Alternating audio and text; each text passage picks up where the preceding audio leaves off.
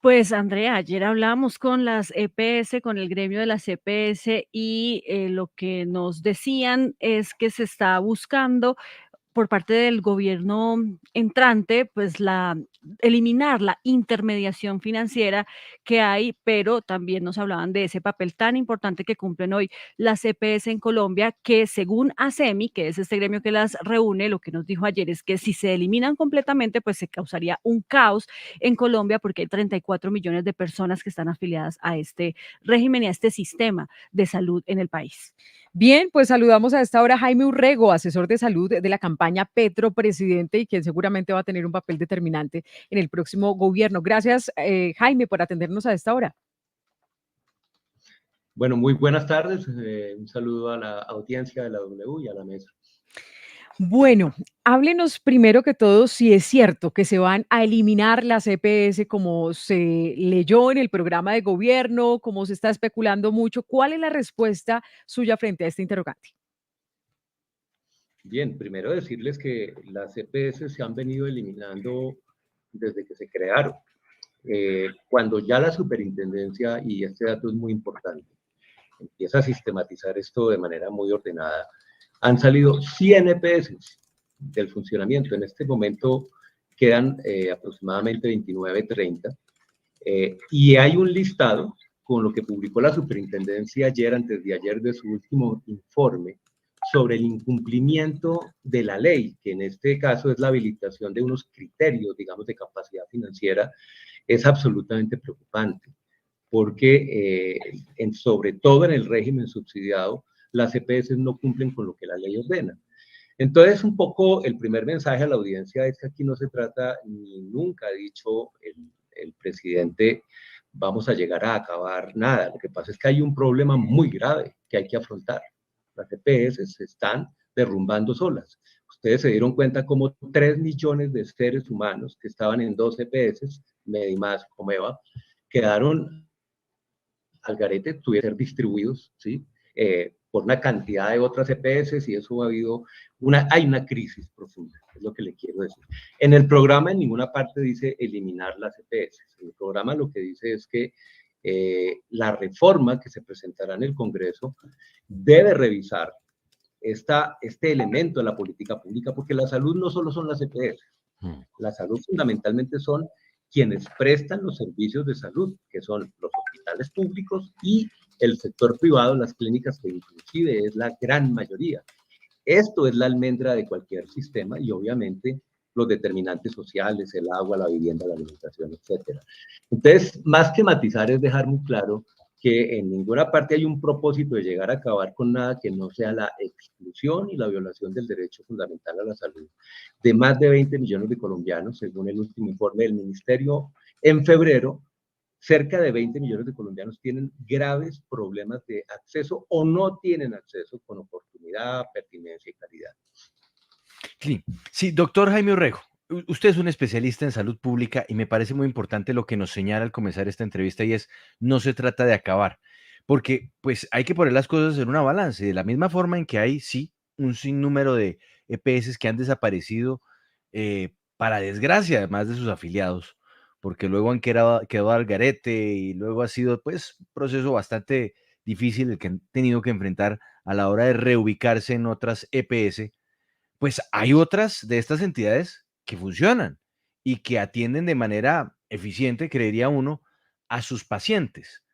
Lo que se buscaría entonces es optimizar o mejorar el funcionamiento de estas entidades promotoras de salud para que ofrezcan un servicio de calidad, pero no desaparecerlas.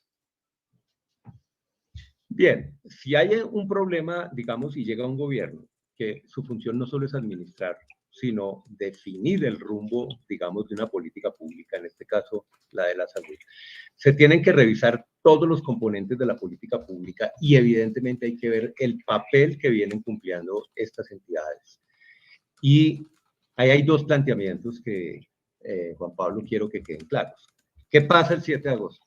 El 7 de agosto llega el presidente y gobierna con lo que hay. Y a la hora de gobernar con lo que hay, la prioridad 1A es que los que le prestan los servicios a la gente, que son los hospitales y las clínicas, que se están quebrando, y aquí otro dato, 530 clínicas privadas se han tenido que autoliquidar porque las quebraron. ¿Sí? Entonces no es un problema marginal, un accidente, una cosa exótica, hay un problema estructural. Esto debe ser revisado. Pero el 7 de agosto, las EPS que cumplen con la ley, que atienden a la gente, por supuesto que tienen que continuar. Ahora, porque aquí de lo que se trata es de hablar claro con la verdad y ser coherente. Se va a presentar un proyecto de ley.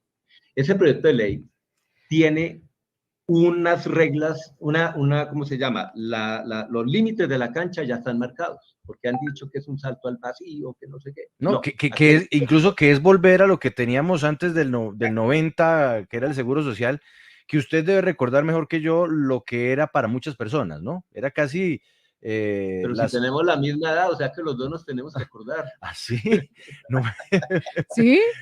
No lo sabía, pero bueno, doctor. Entonces nos acordamos de eso, doctor Urrego, y eso era terrible, porque en muchas ocasiones era la atención casi que llevada a la miseria, pues la gente pidiendo en las puertas de los hospitales un poquito de plata para que le dieran una atención o para que le pudieran, para poder comprar los medicamentos. Era difícil en esa época del Seguro Social, ¿no?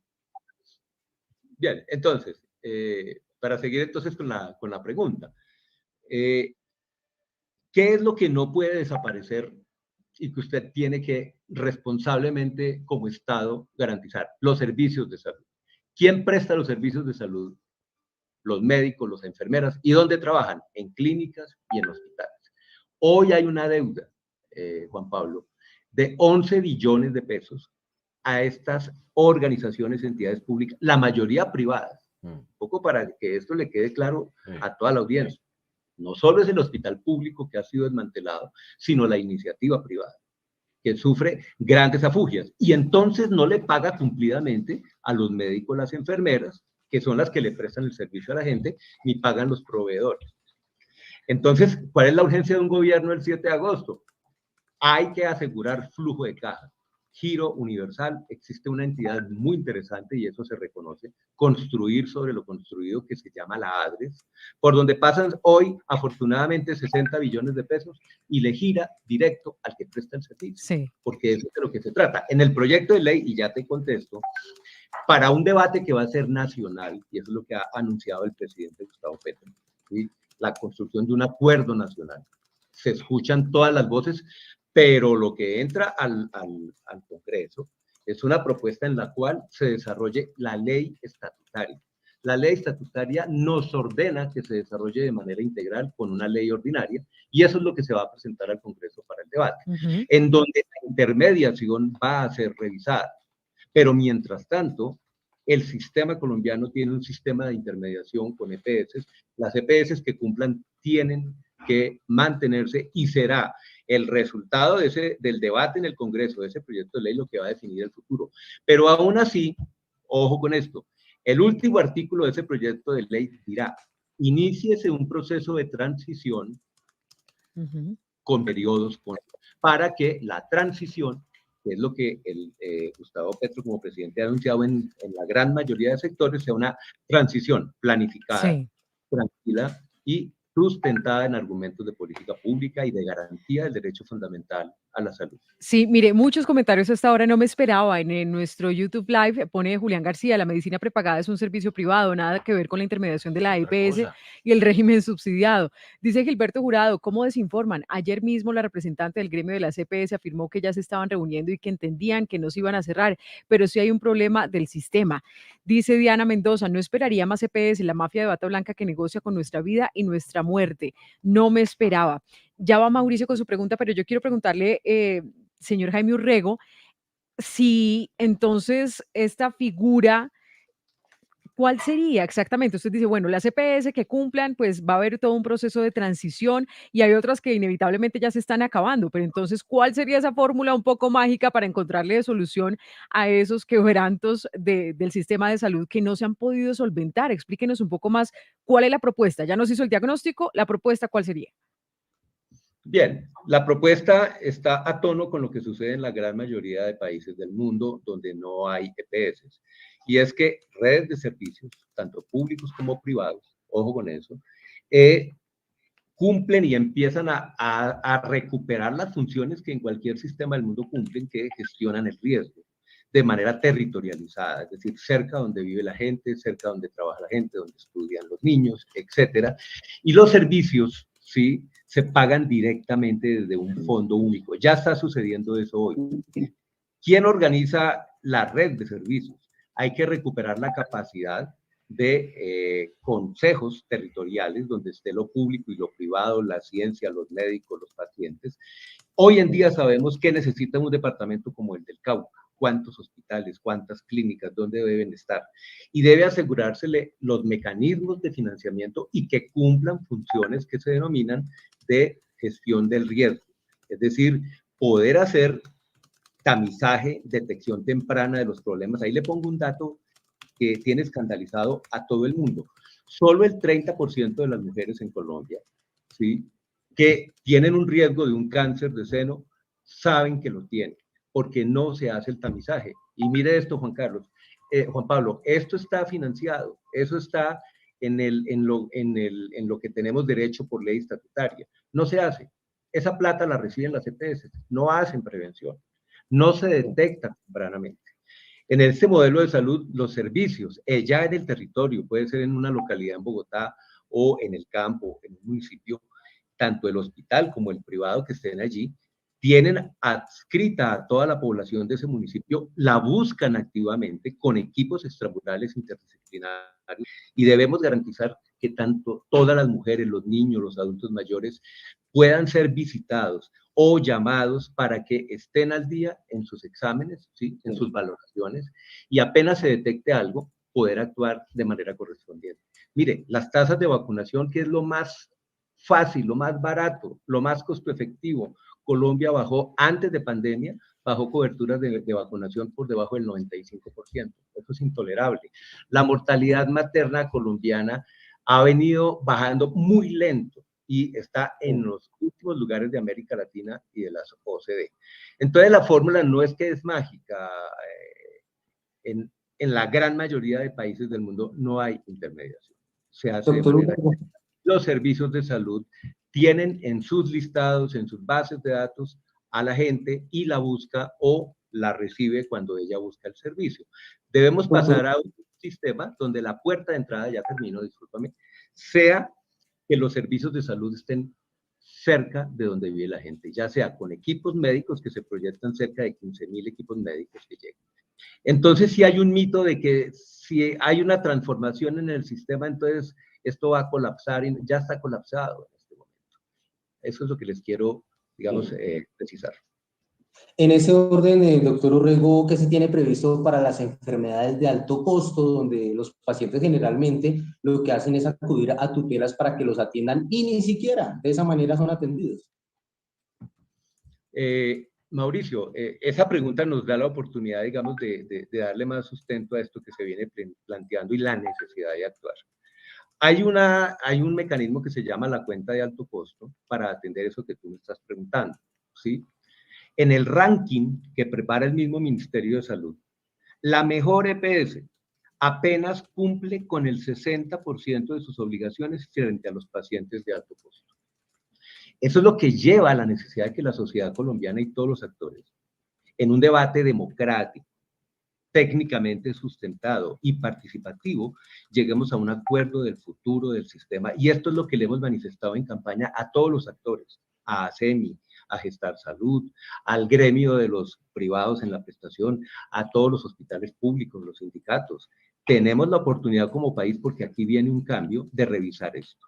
En la propuesta de proyecto de ley planteamos y somos coherentes que no es necesaria esa intermediación entre el que tiene el presupuesto, administra, y el que presta los servicios. Pero la transformación es concertada y la transformación tiene que ser planificada en un esquema de transición. Doctor Urrego, yo quiero que aterricemos esto con un ejemplo. Digamos que hay un paciente al que le tienen que hacer una diálisis y por ende, usted sabe que una diálisis implica ir a un centro donde le van a practicar el procedimiento con cierta frecuencia, tendrá que estar ahí sentado, pasar un rato largo de la jornada y así regresar semana tras semana durante, bueno, puede ser meses, años, la vida entera. Ese centro de diálisis es hoy por hoy una IPS privada. Así es. ¿Qué pasará con esa IPS privada? Esa IPS desaparece, se vuelve pública, le va a pagar ahora ADRES directamente. ¿Cómo se le explica esto al paciente que hoy llega a su IPS para que le hagan la diálisis y simplemente firma, lo hacen firmar, en fin, entra, se registra y ya, porque del resto se encarga la IPS? Ahora, ¿cómo funcionaría? O bueno, en la eventualidad de que pase la reforma a la salud que propone el presidente Petro, ¿cómo funcionaría eso? Muy buena pregunta. Esa unidad renal que hace la diálisis recibe hoy la gran mayoría, el pago ya lo está recibiendo de la ADRES, porque los gobiernos ante la crisis tuvieron que quitarle ese mecanismo de pago a las EPS.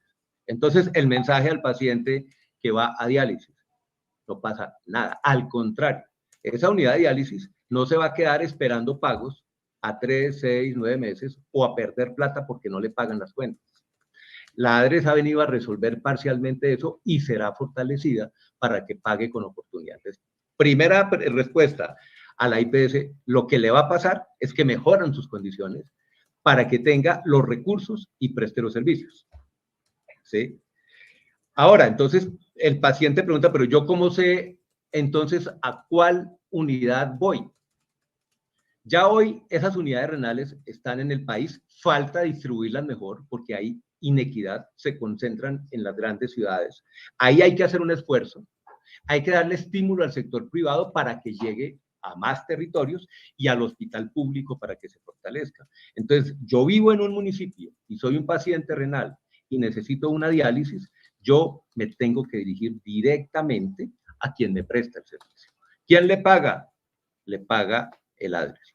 Eso ya, es que ya está hoy sucediendo, Juan Pablo. Sí, mire lo que nos escriben a esta hora, pues hay muchas dudas, también comentarios. No me esperaba, Alejandra, qué mal que cierren las EPS, lo que quiere el gobierno es más plata para los bolsillos de ellos. Bueno, dice Andrés Urjuela, ¿qué va a pasar con todas las miles de personas que trabajan en las EPS entonces? Doctor Jaime Urrego. Excelente. De nuevo, ¿por qué es importante el mensaje de que esto es un tema de transición? Entonces, mensaje a las personas que trabajan en las EPS. El gobierno llega y lo que hace es fortalecer el funcionamiento del sistema. Las EPS que cumplen con los criterios tienen que seguir funcionando y cumplir con la ley. Por lo tanto, se mantiene el personal. En el momento en que haya la transformación, en etapas de transición, todo el personal calificado que está en las EPS porque se necesita. Ahí hay personal misional, médicos, enfermeras, y hay personal de soporte, ingeniería, sistemas, etcétera. Todo ese personal, que es un acumulado de experiencia construida, es requerido por el sistema. Entonces, podrá pasar directamente a la prestación de servicios y obviamente pueden, porque se va a seguir necesitando capacidad administrativa, también a entrar al soporte de toda esta actividad de administración. Ahí no hay ningún temor, no hay nada que suceda, digamos, de golpe, y va a depender, como ya lo ha, pues, digamos, lo expresado y Juan Pablo lo ha interpretado muy bien, es derivado de los términos en los cuales finalmente el proyecto que se va a presentar al Congreso sea aprobado. Y aquí un mensaje. Nosotros tenemos cerca de 1.100.000 trabajadores en todo el sector salud, en todos los actores en Colombia, la gran mayoría mujeres, ¿sí? Y solo el 75% está laboralizado. Es decir, perdón, solo el 25% está laboralizado. El 75% tiene contratos de prestación de servicios, tercerizaciones, contratos que llamamos coloquialmente contratos chatarra. Eso también es un punto prioritario apenas inicia el gobierno, porque no requiere de ley. Eso ya está en la jurisprudencia y en la ley. Se necesita y ha faltado voluntad política para darle estabilidad laboral a todos los trabajadores y trabajadoras de la salud. Y el presupuesto está dentro del sistema. Trabajadores de EPS, no hay ningún temor. Yo les haría la siguiente pregunta. y que, digamos, y cuando se liquida la EPS, ¿qué es lo que viene sucediendo? Miren lo que ha pasado. El Estado, el gobierno de Gustavo Petro, tiene una prioridad y es el que cuida la salud en este país, es el médico, la enfermera, el odontólogo, la radióloga, etcétera, Sí. son la prioridad número uno, porque sin ellos definitivamente no se prestan servicios. Mm.